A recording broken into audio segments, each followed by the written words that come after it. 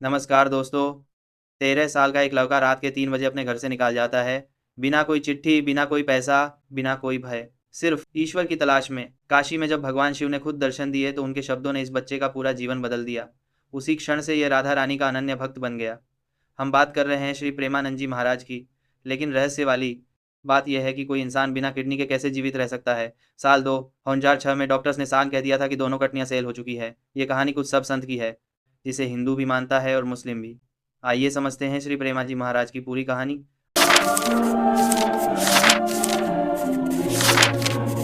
आज के इस वीडियो में इस महान संत की यात्रा शुरू होती है साल 1969 में। इनका जन्म उत्तर प्रदेश के कानपुर जिले के आखिरी गांव में एक ब्राह्मण परिवार में हुआ था। उनके जन्म का नाम था अनिरुद्ध कुमार पांडे। उनके पिता श्री शंभुनाथ पांडे, उनकी माता रामा देवी बहुत ही धार्मिक विचारों वाले थे।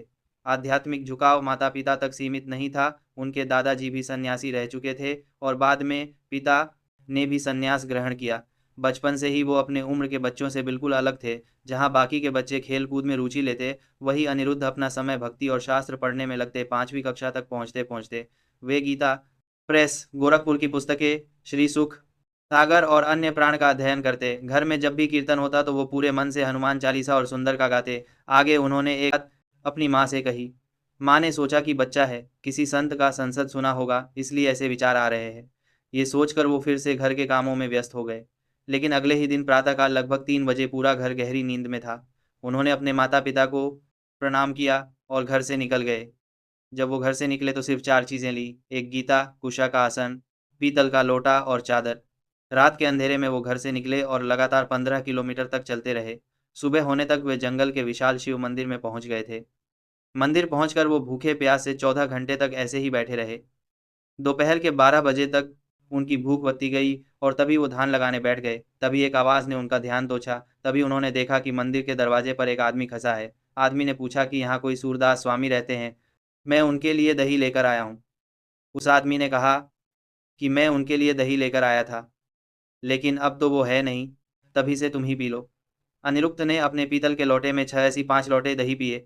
दूसरी तरफ जब महाराज जी के घर वालों को पता चला कि वो घर से भाग गए तो वो उनकी तलाश में निकल पड़े। 3 दिन की तलाश के बाद किसी व्यक्ति ने बताया कि मंदिर में एक गोरा सा बच्चा बैठा हुआ है, तो पूरे परिवार वाले कुछ नंबर मंदिर की ओर गए।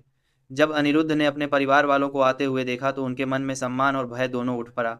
उनके पिता ने 2 बार कहा कि उठ जाओ, लेकिन वो फिर भी ध्यान अवस्था में बैठे रहे। तीसरी बार जब पिता ने कठोर अवस्था में कहा कि उठ जाओ, तभी अनिरुद्ध ने दृढ़ता से कहा कि मेरी ये जिंदगी भगवान के नाम पर हो गई है। तभी उनके पिता ने उनको गले लगाया और आशीर्वाद देते हुए कहा कि तुम चाहे बंजर जमीन पर भी बैठोगे तो वहां पर फूल। इनके बाद महाराज जी अपने माता पिता से कभी नहीं मिले। अब वो बड़े हो गए थे, घंटों ध्यान में बैठे रहते थे। वो नेस्ले ब्रह्मचर्य की शिक्षा ले चुके थे। प्रेमानंद जी महाराज की दोनों किडनी फेल है, उसके बाद भी जीवित है। यह सब भगवान की कृपा है। वीडियो अच्छी लगी तो चैनल को सब्सक्राइब करें। मिलते हैं अगले वीडियो में।